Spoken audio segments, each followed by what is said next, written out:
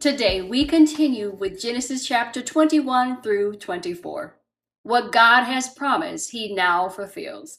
But even in fulfillment, we see testing, separation, obedience, and God's continued provision. I will read key passages and I encourage you to read the full chapters on your own. The full reading reference is provided for you below. In Genesis chapter 21, verses 1 to 2, the promise is fulfilled. The Lord was gracious to Sarah, as he had said. And the Lord did for Sarah what he had promised. Isaac is born, exactly as God said. In Genesis chapter 21 and verse 3, Abraham names him Isaac. In Genesis 21 and verse 6, Sarah says, God has brought me laughter. What once seemed impossible is now reality. But tension continues. In Genesis 21, 8 to 10, conflict arises and Hagar is sent away. This is now the second time. But this time she goes with her son Ishmael. In Genesis chapter 21 and verse 12, God confirms, it is through Isaac that your offspring will be reckoned. Notice, not Ishmael. But God does not abandon Ishmael. In Genesis chapter 21, 17 to 18, God hears the boy and provides.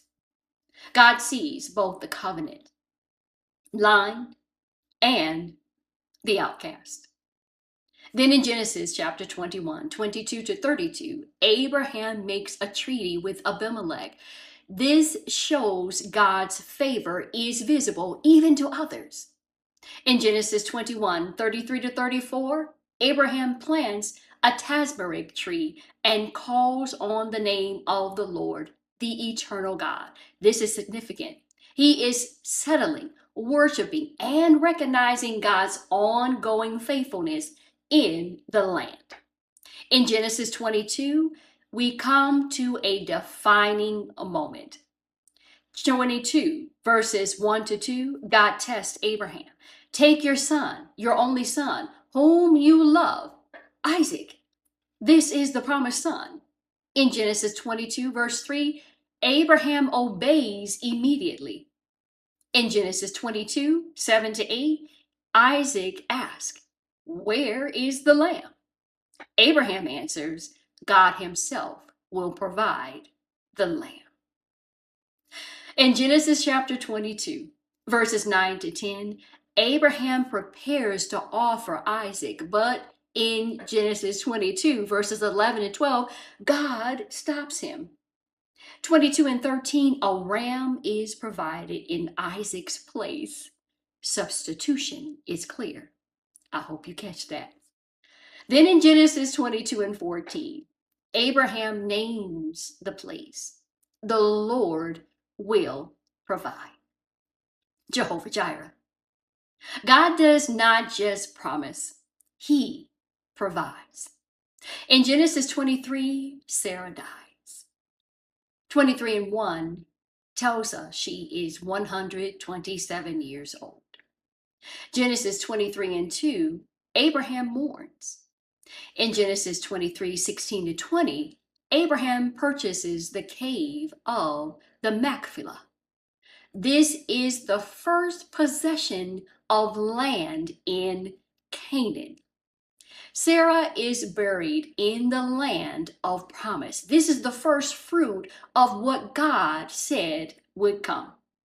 The promise is not yet fully seen, but it has begun. In Genesis 24, Abraham prepares for what comes next. He sends his servant to find a wife for Isaac. 24, verses 12 to 14. The servant prays specifically. And in Genesis 24 and verse 15, Rebekah appears. God answers immediately and precisely. In Genesis 24 and verse 60, Rebekah is blessed. May you increase to thousands upon thousands. May your offspring possess the cities of their enemies. The promise continues through Rebekah. In Genesis 24 and 65, as Isaac approaches, Rebekah covers herself with a veil. This reflects modesty, honor, and preparation for covenant relationship.